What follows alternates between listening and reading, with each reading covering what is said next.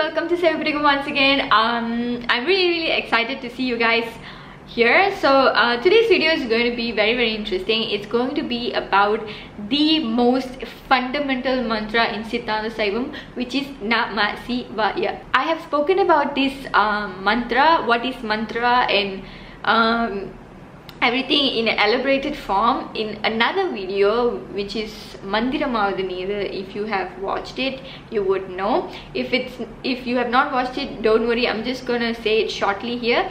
Mandiram means it is the shortest form of a big philosophy, right? That is mantra. With layman example, Prime Minister becomes PM, something like that, right? And then the next thing you want to know about mantra is something, when you chant it, it will protect you. That is mantra. Okay, let's keep mantra aside. Now let's look into NaMaSiVaYa. Before we approach NaMaSiVaYa, today I want to talk about some serious principles of philosophy which has been said in Siddhanta Saivam, so that it will be much more easier for me to explain NaMaSiVaYa, right? So there is three eternal things, I don't know the pronunciation. It's basically, there's three truth or three things that never been created, or it never has a ending thing, you know, it was always there. There are three things which Saivism says. So the first thing is said as Padi, which is the supreme being. Nobody invented supreme being, and it's never gonna die or something like that. It's just gonna be there. It will never extinct. It's just gonna be there. The second thing is Pasu, which are the souls. Souls were never created. It was not created by the God. It will never be destroyed by the God. Okay, it will be always there. So that is souls. The third thing is Pasam, which we can say as bondage. Some people do say it as bondage, or some people say it as ignorance or something. This is something, it is sort of power or something. It can manipulate the souls and put them into darkness. So that is the third thing. Now we're going to look at it pretty detailed. So now let's look at Padi. When they say about Padi, they say three main characters, which are Sat, Sit, Aanandam. Sat means it is a true thing. There's no denial on whether it's existent, it is in existence or not. It's always there. Okay, so truth. The second thing is it is the most wise, or it is the most knowledgeable thing. Okay, it is the, in Tamil we say it as perarivu, you know, it is arivu porul, it is very knowledgeable. Okay, and the third thing we want to say is Aanandam, which is God is like it is blissful. It is not happy, it is not joyful, it's bliss. It's like that's the end of happiness sort of thing. Okay, so endless happiness sort of thing. So that is Aanandam. So God is these three things. Okay, then we talk about the souls. When we talk about the characteristics of soul in Siddhanta Saivam, we say that it is also true, because it was never created, it's gonna extinct itself, so it's gonna be there forever. Okay, so that's Unmai Porul. Then we say these souls have a character where it is very much dependent on something. It depends on everything or anything. Saarbudayadu in Tamil we say. It just depends on something. It's easily manipulative or something. It is said as that. Okay, so this soul has this weakness. So now we already see that the other thing, Pasam, which is the bondage, has a darkness, and it is influencing the souls to create more ignorance to the soul. So the ideal situation is the souls must be dependent on the supreme being, because that supreme being has the quality of the bliss, which is endless happiness. So for the soul to experience endless happiness, it has to depend on the supreme being, but not the Pasam, which is the darkness, or Malam we call it in Tamil, or Maya I think you call it in English. Okay, this is a situation. This is the situation of, current situation of the souls. So this is occurring aside. The next thing we want to see is, now we have already, out of three we have seen about the God and the soul. Now we're going to look at this darkness, or the Maya, or the bondage we call it, the thing that creates ignorance in the souls. This thing has, in Tamil we say it has Ananda Sakti. Ananda Sakti means it is It has the power. For example, even the example is also been quoted in Siddhanta Saivam. It says like sun. The power is not versatile. I would say the power is the power from this darkness is it has multiple power sword. So let's look at the example. It is something like the sun. The sun gives out so much of rays, multiple type of rays. When the sun's ray hits the plants make photosynthesis. But however, when the sun hits human beings, we don't create food. Only the plants does. The effect of sun rays towards us is much different. It's totally different from what when it hits the plant. So does the sun rays touches every single thing in this planet of Earth, and it gives different effects on it. So does this darkness, this bondage, this Maya, or this Malam. Malam is the perfect word in Tamil. So this Malam, when this Malam emits its energy, the multiple energy upon the souls, according to the soul's ignorance level, it creates more darkness and it creates so much of reaction and outcomes, such as, we also can say three main things: extremely high desire, extremely high anger, or excessive of laziness. It creates these three things. Laziness is like you feel so drained out all the time sort of feeling, you know. It creates these main things. So this is what's happening. So as a supreme being, God looks at this scenario and he thinks that because he is the most knowledgeable, he thinks that he should help these souls. So he creates a playground or the situation for the souls to gain knowledge, because souls also have another characteristic where if you help them, if you teach them, they will know, they will gain knowledge.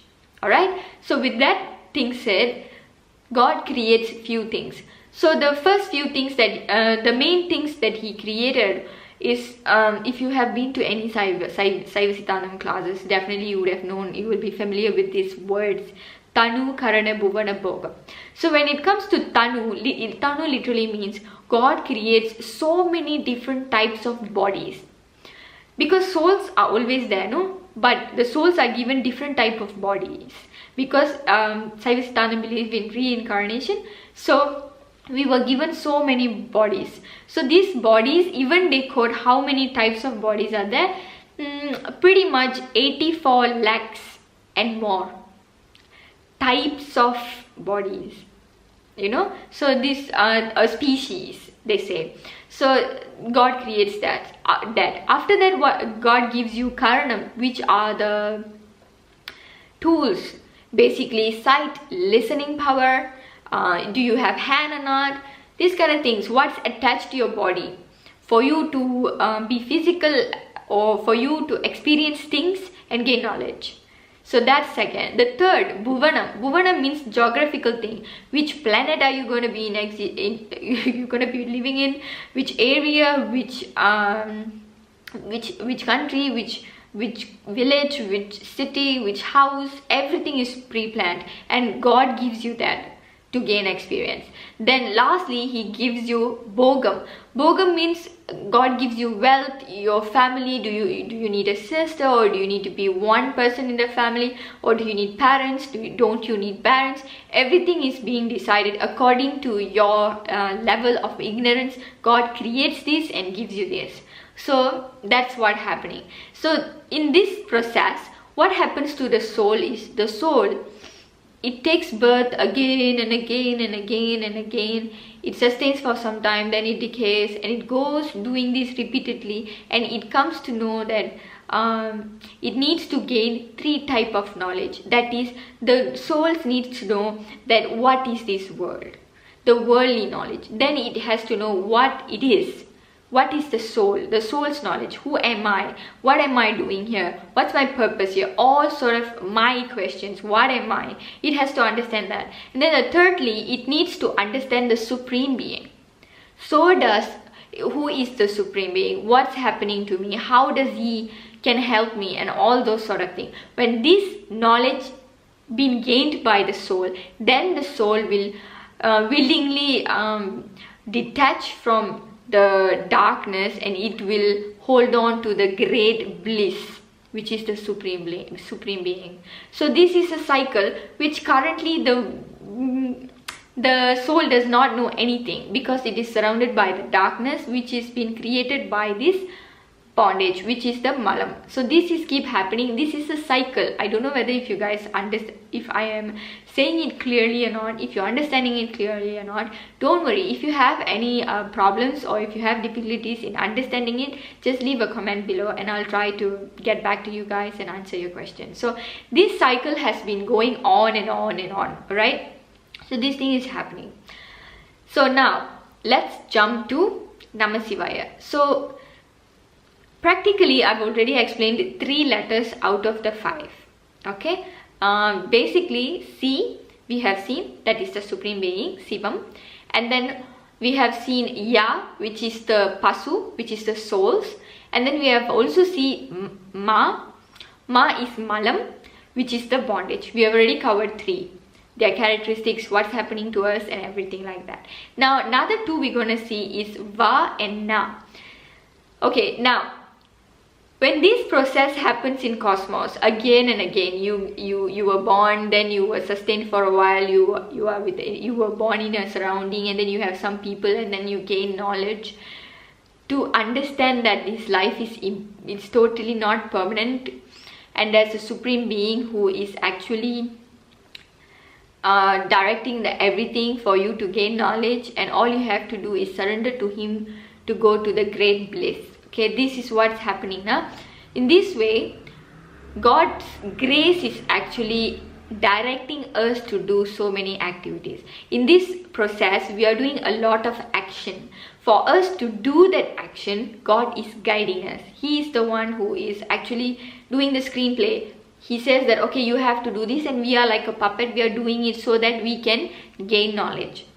Okay, so he is the mastermind. That mastermind is said as the grace of God.